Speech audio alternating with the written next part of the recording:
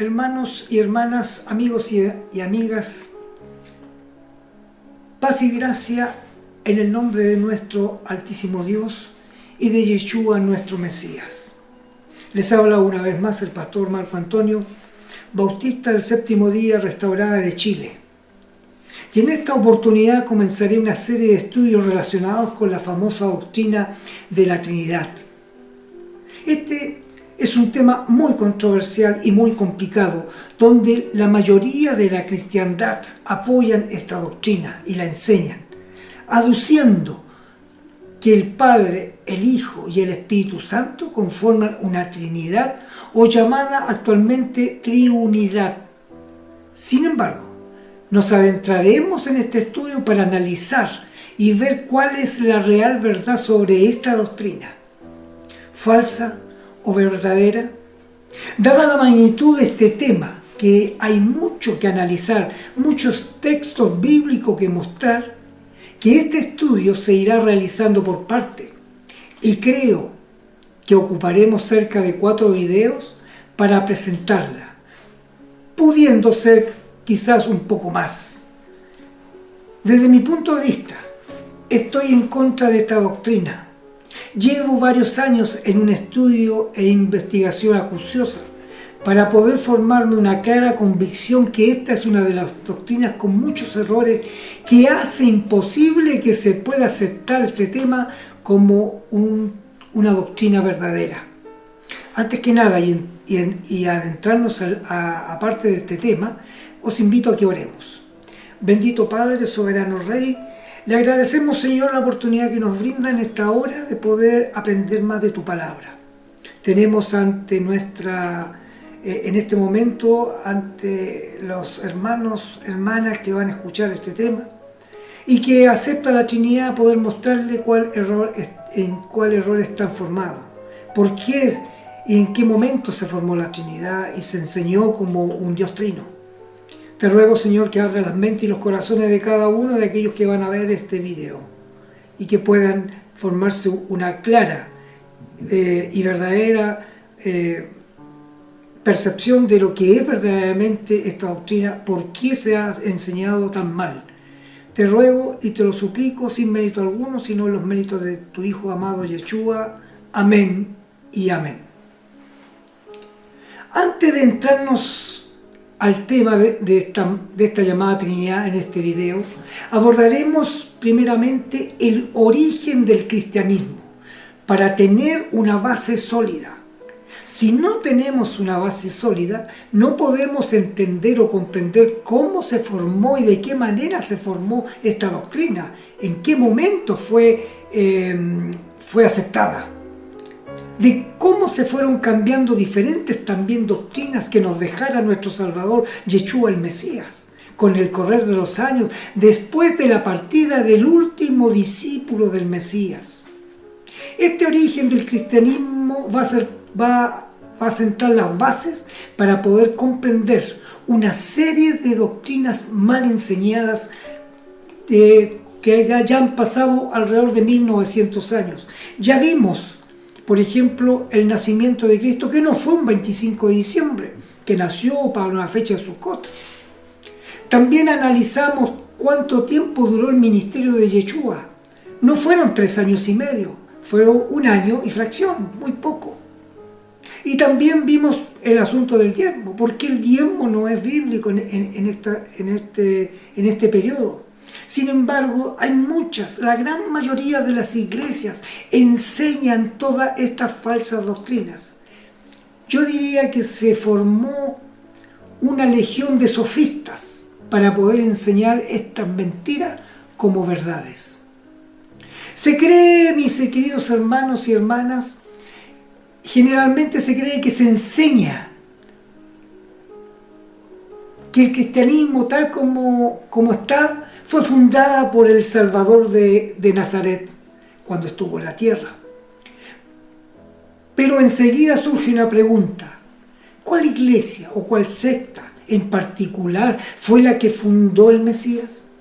Esto es muy importante, porque cualquiera persona razonable sabe que los centenares de sectas que componen la cristiandad no hay dos que están completamente de acuerdo en todo. Entonces, es sensato pensar que el Salvador no inauguró tantas divisiones y sectas e iglesias conflictivas. La iglesia romana reclama ser la única iglesia de Dios, de Elohim, y la única fundada por el Nazareno, y que todas las sectas o iglesias protestantes son heréticas. Al menos eso se decía antes, ya que están cambiando ese enfoque.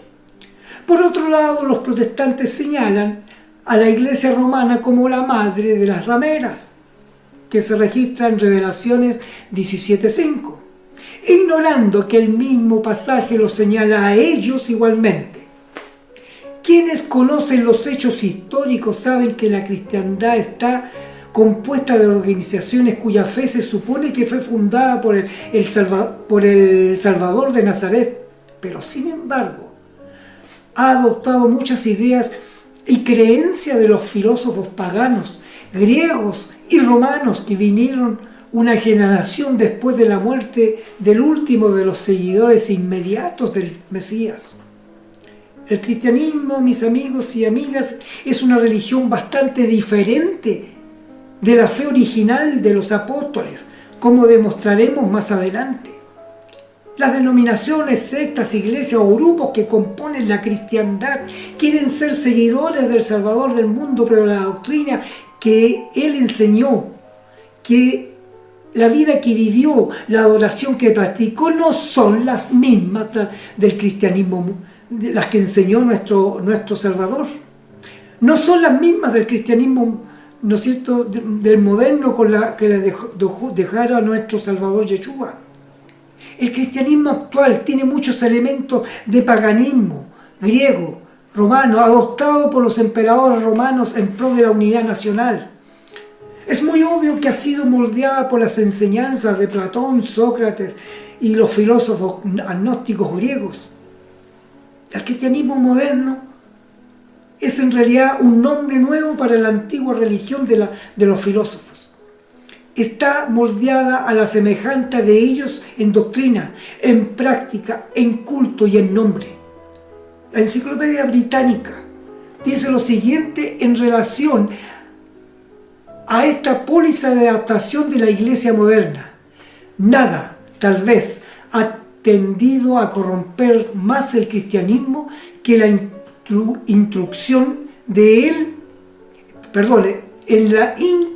introducción en él de supersticiones que son realmente paganas en sí mismo o han sido sugeridas por prácticas paganas. El paganismo, incapaz de oponerse con éxito al cristianismo, ha hecho mucho para corromperla y en un sinnúmero de maneras ha hecho estrago en su pureza. Efectivamente ha causado mucho daño. El cristianismo, tal como se conoce hoy en día, no se estableció firmemente como religión sino hasta el tiempo de Constantino el Grande, quien necesitaba una religión nacional para consolidar su imperio. Así que él adoptó la nueva religión que para entonces ya había sufrido muchos cambios y la convirtió en una iglesia nacional, en una secta nacional. No solo impuso que se aceptara como la única religión del imperio, sino que formuló su política e hizo que se aceptaran sus doctrinas y se estigmatizó como herejes a los que no aceptaron la nueva religión y los desterró de su reino y les dio muerte. Cualquiera puede corroborar lo anterior por medio de referirse a cualquier enciclopedia sobre la vida de Constantino. Así comenzó la iglesia romana, de la cual surgieron las iglesias hijas que componen las denominaciones de la cristiandad. Cuando el Mesías nació en el mundo, su madre fue una doncella de Israel, de la tribu de Judá, Miriam. Nació en una familia santa que rendía culto al Todopoderoso.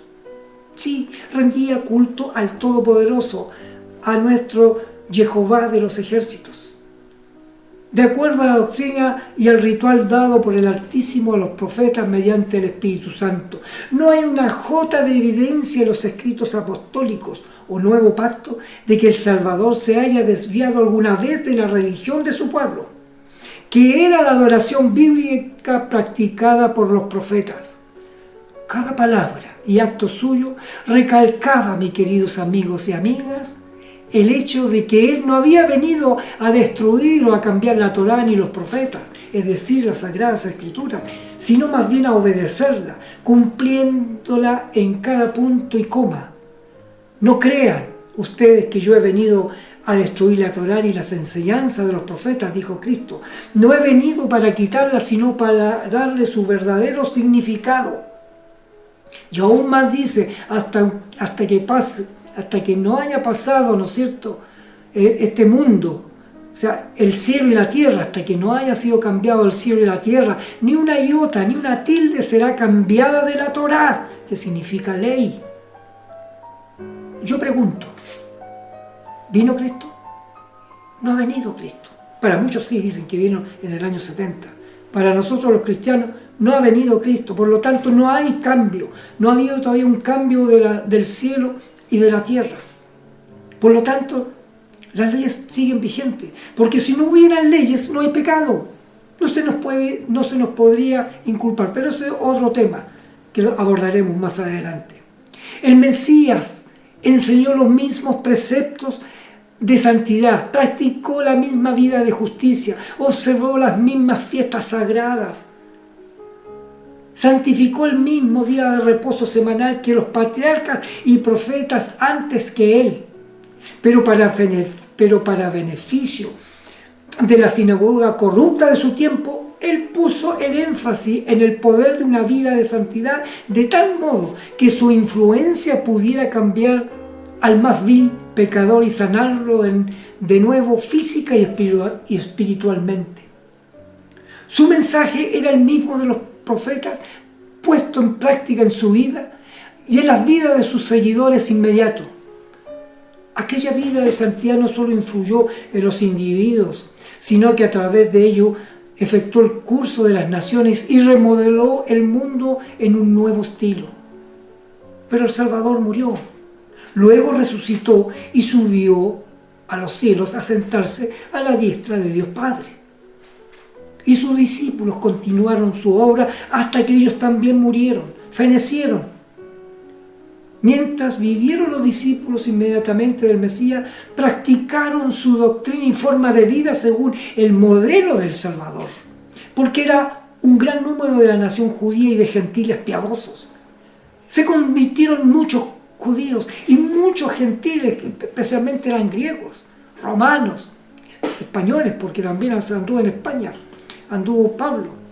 Continuaron viviendo, enseñando y adorando como verdaderos israelitas, siguiendo el ejemplo del Maestro, enseñando, predicando, ¿no es cierto?, el Evangelio que fue mandatado por Cristo mismo a sus apóstoles. Después de la destrucción de Jerusalén en el año 70, los judíos fueron dispersados a todos los rincones del Imperio Romano. Y los discípulos del Mesías, por ser en su mayoría de la nación judía, fueron dispersados. Sí, fueron dispersados con los demás. Aquellos discípulos llevaron consigo la fe pura y sencilla que habían recibido del Salvador. Formaron congregaciones donde quiera que fueron. Y así quedó sembrada la fe del Mesías hebreo, Yeshua, en todo el mundo de entonces.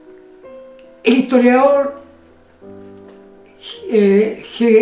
Hegesipo dice lo siguiente: hasta entonces, en el año 106 o 107 después de Cristo, cuando el martirio de Simeón, la iglesia permaneció como una virgen pura sin corrupción, porque aquellos que trataban de corromper las sanas reglas de la predicación del Salvador, sí había algunos que acechaban furtivamente en la negra oscuridad.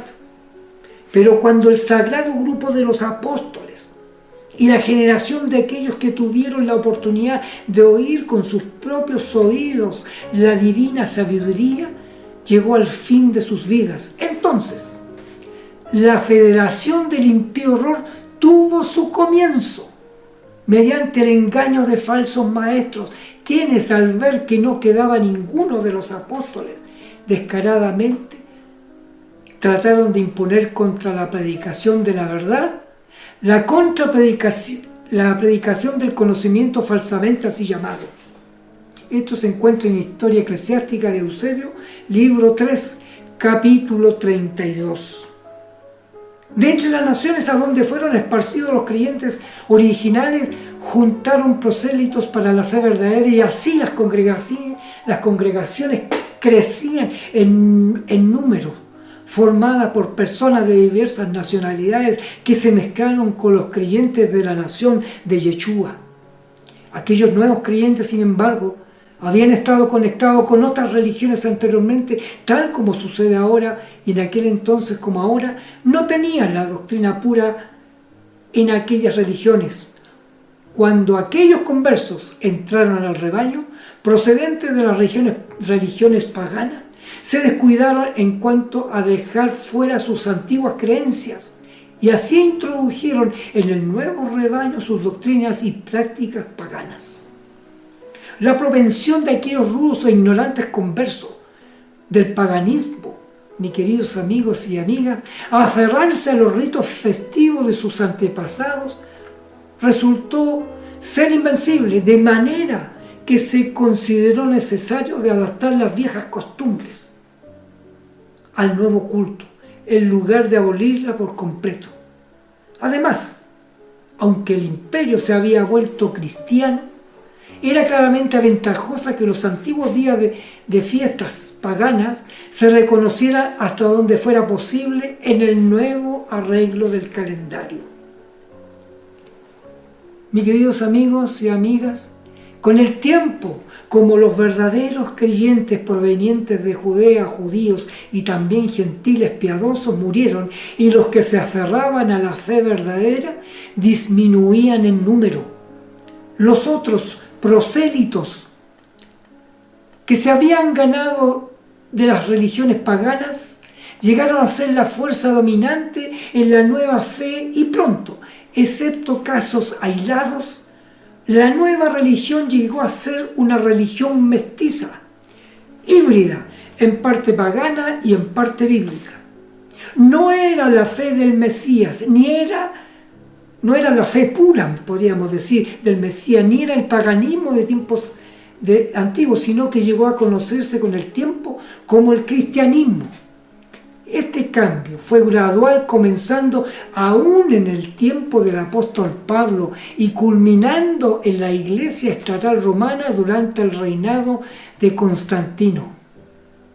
En cuanto a esta transición de la fe verdadera a la fe de una religión mestiza, el doctor Yossi Lehmann Hulburt, el notable historiador eclesiástico, dice lo siguiente: por 50 años después de la vida de Pablo, una cortina se suspendía sobre la iglesia, a través de la cual en vano nos atrevimos a mirar, y cuando ésta por fin se levanta, como 120 años después, con los escritos de los padres de la iglesia, encontramos una iglesia en muchos aspectos diferente de la de los días de Pablo y de Pedro.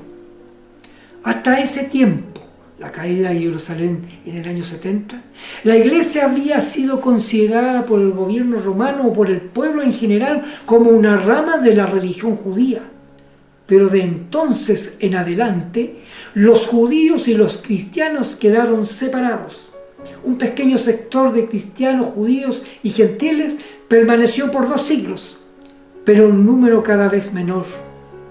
Los ebionitas constituían un pueblo en sí, escasamente reconocidos por la iglesia general y despreciados como apóstatas por los de su propia raza. Hay una fuerte base para la teoría de que el cristianismo primitivo era judaico, como muchos gentiles consagrados en todo aspecto, que era en esencia una reforma judaica con la adicción de principios mesiánicos que ya había sido corriente entre los judíos y gentiles por cerca de 2 siglos. El cristianismo puro, sin embargo, desapareció prácticamente después de la caída de Jerusalén en el año 70 después de Cristo. En la guerra con los judíos, los romanos consideraban a aquellos creyentes mesiánicos como judíos, y ciertamente lo eran. Ese sentimiento influyó en el pueblo del Imperio Romano en su actitud pura, más bien dicho, en su actitud, para que con los verdaderos discípulos, quienes eran en su mayoría de Judea, muchos de los ciudadanos del imperio rehusaban tener nada que ver con la nueva secta porque la consideraban judía. Hurwitz dice lo siguiente: mientras la iglesia fue principalmente judía, se observó el sábado hebreo, pero a medida que se hacía cada vez más gentil, el primer día domingo tomó gradualmente el lugar del séptimo día. No solamente se eliminó el sábado y se adoptó el domingo, día santo de los paganos romanos, en la nueva religión, sino que de igual manera rechazaron la Pascua y la fiesta de los panes y leudos, más conocido como el Pesaj, y adoptaron la Cuaresma y el domingo de Pascua. La fiesta de las cabañas, el día de la expiación, fueron olvidadas y tomó su lugar el cumpleaños del dios Sol, llamado ahora la Natividad. La aspersión tomó el lugar del bautismo por inmersión. La inmortalidad del alma adoptada del paganismo reemplazó a la doctrina de la vida eterna condicional.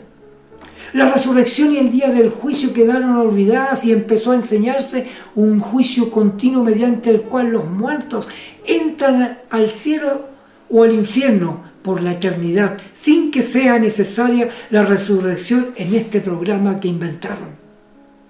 El reino de los cielos, como verdadero gobierno mundial en toda la iglesia, quedó ignorada a medida que los miembros de la nueva religión buscaban agradar a los poderes establecidos. Verdaderamente, como dijo Hurwitz, encontramos una iglesia en muchos aspectos muy diferente de la de los días de Pedro y de Pablo y del Mesías. Aquella nueva iglesia, tan diferente era el cristianismo, el cual adoptó como divinidades los diversos ídolos de los paganos, relegando a segundo plano a Jehová, el Santo de Israel, y a su Hijo humano Yeshua, el Mesías. Una vez más encontramos a los miembros de la iglesia dándole paso a una multitud de elementos paganos con el fin de ganar a los paganos para el cristianismo. Es así como se formó la iglesia. Mis queridos hermanos y hermanas, podemos afirmar que la nueva religión no era el cristianismo antiguo, sino verdaderamente era una nueva creación. Era una amalgama general compuesta de diversas creencias de varios cultos antiguos. Tomaron algunas cosas de unos y de otros y formaron un todo que llamaron cristianismo. Y tal como dije recién, el domingo lo tomaron de los paganos romanos. A Esther, Pascua florida de los paganos egipcios.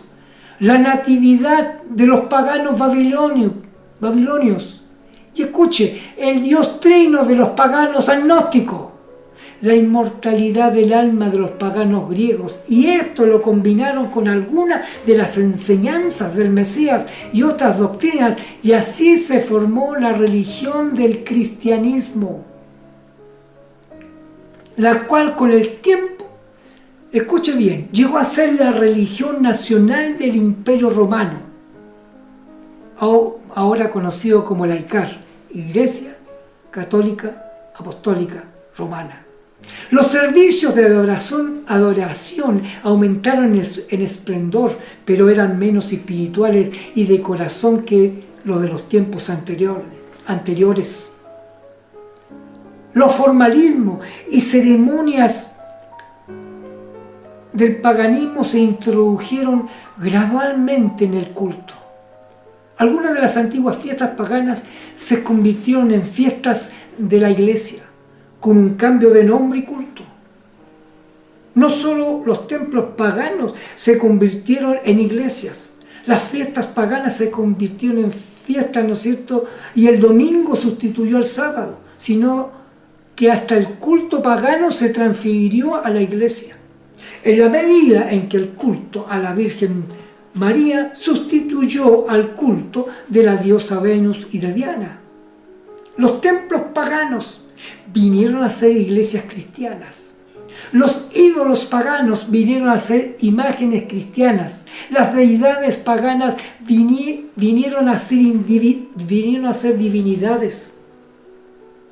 Semidioses cristianas. Las fiestas paganas vinieron a ser los días santos cristianos. Los ritos y ceremonias paganas se cristianizaron y así nació el cristianismo moderno. Los profetas hebreos adoraban al Creador del mundo y Él les había revelado que su nombre es Jehová. Isaías 42:8.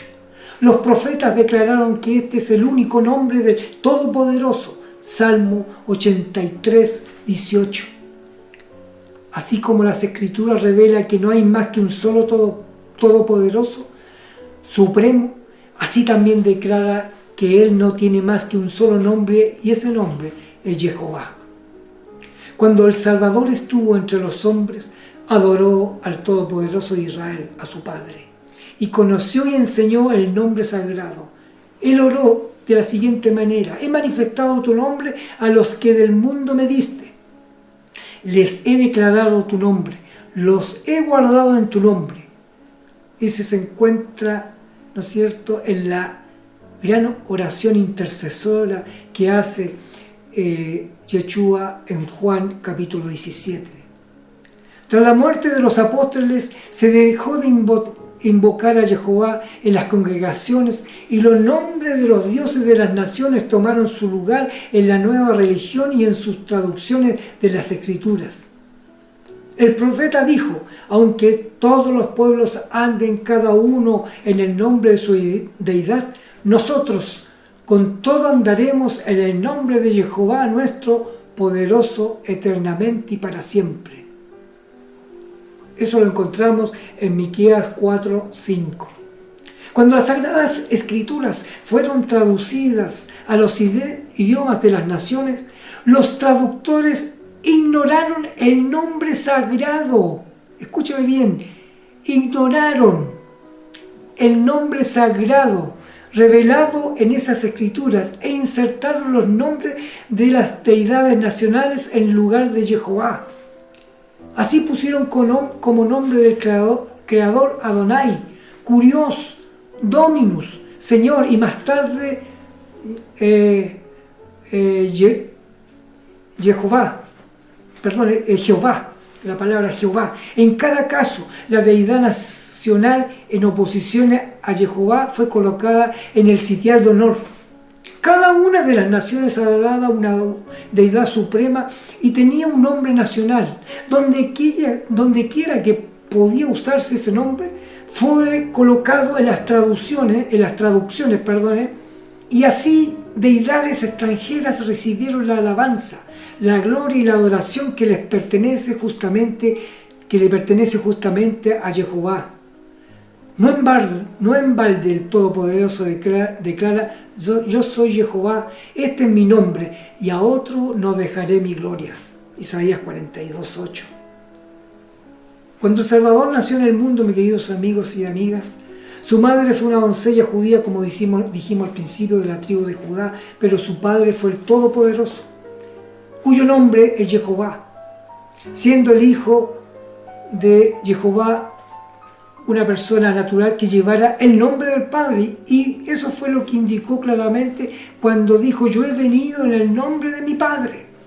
Las traducciones comunes de la Escritura dicen que el nombre del Hijo es Yeshua, pero recuerdan que el mensajero celestial le habló a una muchacha hebrea y declaró el nombre del niño en el idioma hebreo.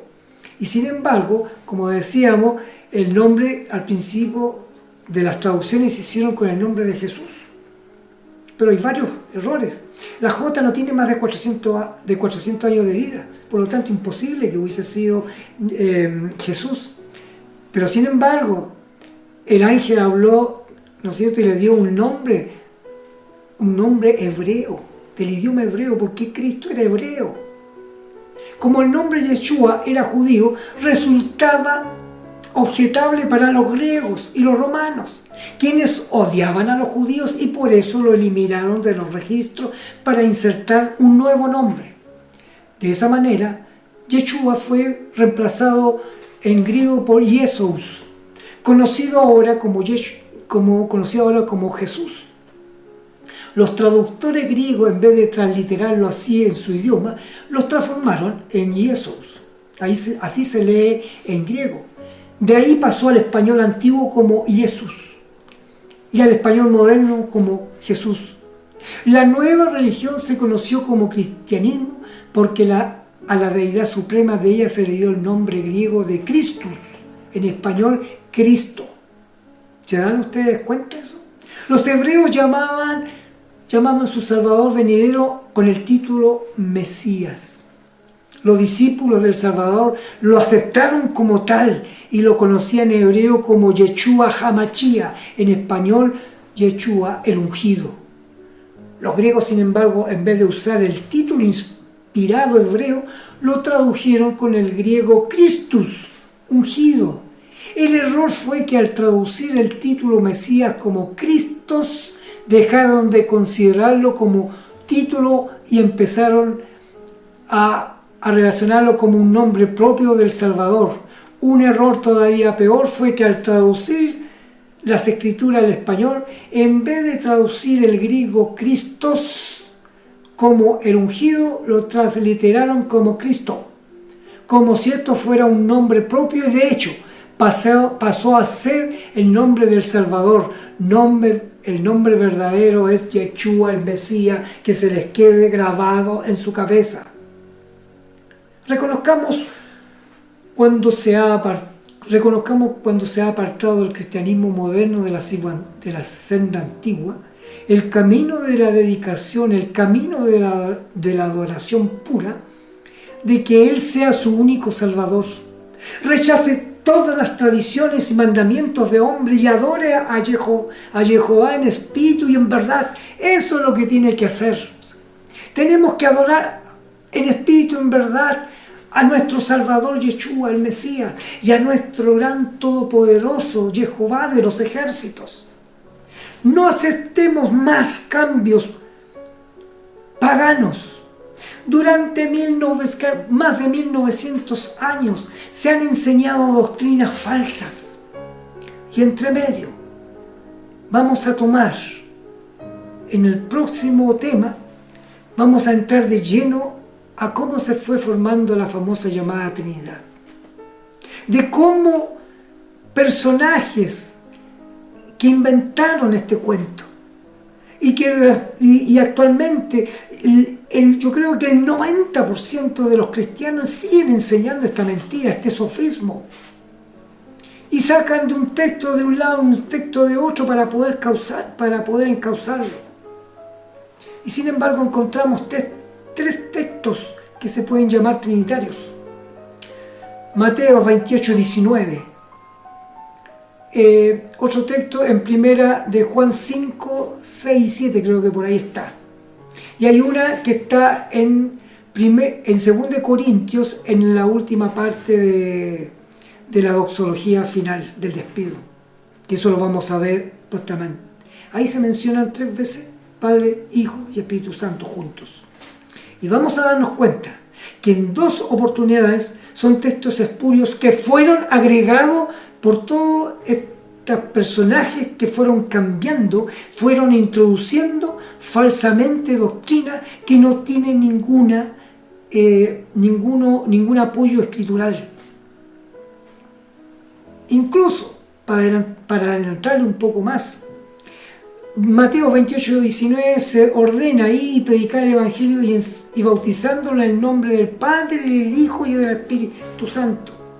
Y eso es mentira, porque entonces los discípulos no le hicieron caso al Maestro. porque eso fueron palabras de Yeshua. Todos los 5 bautismos que aparecen en el Nuevo Pacto, todos fueron hechos en el nombre de Yeshua, del Mesías. Ninguno está hecho en la forma trinitaria. Pregunto, ¿desobedecieron los apóstoles entonces al Mesías? Eso lo vamos a ver más adelante, prontamente, a medida que vamos a ir avanzando con este estudio sobre la Trinidad. Por eso era ¿cuánto se llama? Podríamos decir, era básico poder tener un pequeño repaso de cómo se sentaron las bases del cristianismo falso. Posteriormente, después de la muerte de los discípulos y de los discípulos de los discípulos. Cómo fueron muchos creyendo y hablando y inventando doctrinas que no tienen sustento bíblico. Y eso lo veremos en los próximos capítulos de este gran tema que estamos comenzando a abordarlos. Os invito a que oremos. Bendito Padre, soberano Rey, le agradecemos, Señor, la oportunidad que nos brindara de poder conocer cuáles fueron las bases del cristianismo, Señor, después que murieran los últimos discípulos de nuestro amado Salvador. Te ruego, Señor, que tu Espíritu Santo penetre la mente y los corazones de aquellos que escucharon este video o van a escuchar este video y que puedan, Señor, comprender la gran mentira de 3 personas distintas en un solo Dios nomás, como se enseña. Recordemos que todas las naciones antiguas, todos los pueblos antiguos tenían triadas de dioses y sin embargo el pueblo de Israel no tenía una triada de dioses, y eso lo veremos con el correr de los estudios, Padre bendito. Gracias, y permite, Señor, que prontamente podamos ver la segunda parte de este interesante tema doctrinal. En el nombre de Yeshua, tu Hijo amado, te lo pedimos y te lo agradecemos. Amén y amén. Mis queridos hermanos y hermanas, que el Señor les bendiga grandemente y también a cada uno de vuestros seres amados. Shalom, paz.